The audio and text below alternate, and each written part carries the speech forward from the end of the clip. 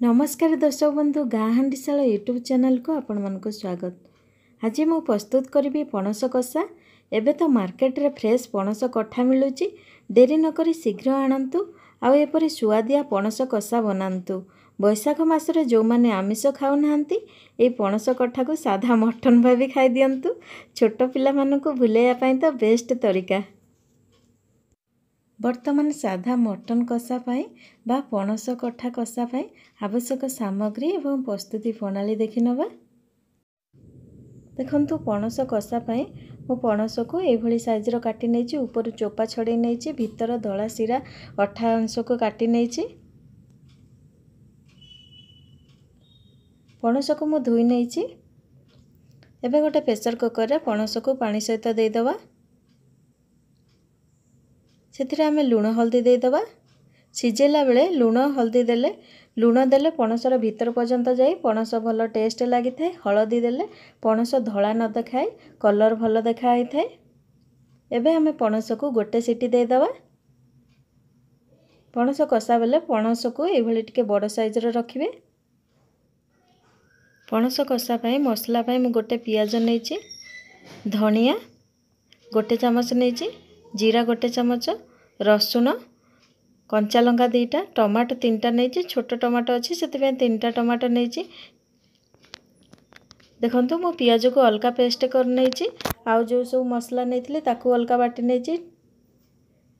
पणस को देखंतु मो सिझेई नेछि। सिझेला परे तार कषा पानी बाहर कर नेछि। पणस एबे त हमर भल भाबे सिझी जाइछि। एबे आमे कड़ाई बसै नबा। सेतिरे सोरिष तेल 3 चमच भली गरम करी नबा। एबे तो तेल गरम हो गलानी। जीरा गोटे चमच फुटै नबा। तेजपत्र दे दबा। एबे आमे पियाज पेस्ट दे दबा। पियाज पेस्ट को ब्राउन कलर हवा पर्यंत भाजी नबा। देखंतु पियाज एबे हमर भल से भाजी हो गलानी, कलर भी चेंज हो आसलानी। एबे हमें टमाटो, रसुण, कंचा लंका, धनिया, जीरा रो पेस्ट को दे दबा। ए सब पेस्ट दे साला परे आकु मध्य भल से कसी नबा।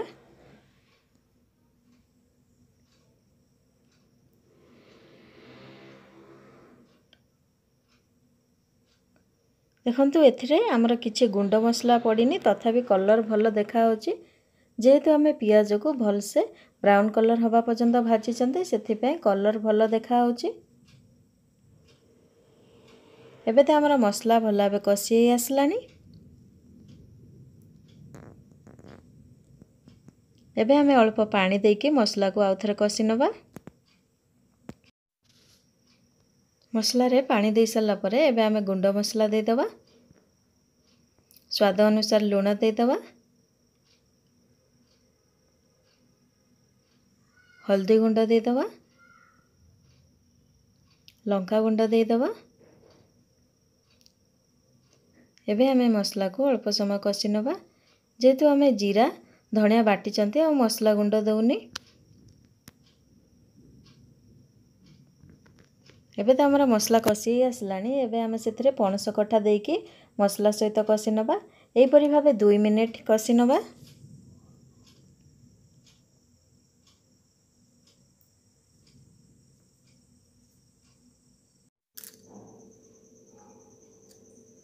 देखंतु एबे पणस कठा मसला सहित कसी आसलानी। वर्तमान सेतिरे गोटे गिलास पानी दे दबा। जेहेतु एते कषा बना होछि एते अधिका पानी दबा दरकार नै।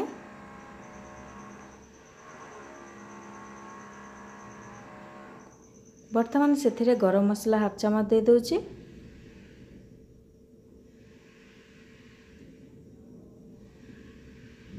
गरम मसला दे साला परे 2 मिनिट पे घोडणी दे दबा। एबे मसला पानी के टिके फुटिया को दबा। देखंतु 2 मिनिट परे एबे मु घोडणी खोली देखुछि। एबे धनिया पत्र दे दबा।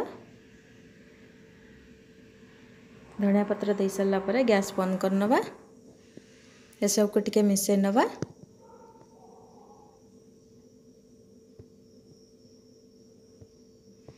या को आपण भात रोटी उभय सहित खाई परिबे। वर्तमान तो हमर पणस कषा हो गला। एबे हमें प्लेट को खोली नबा। गरमा गरम पणस कषा एठी हमर रेडी हो गला। जदि आपण मानको ये पणस कषा रेसिपी भल लगी लाइक शेयर कमेंट करंतु।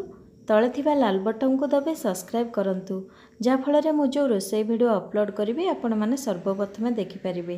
धन्यवाद।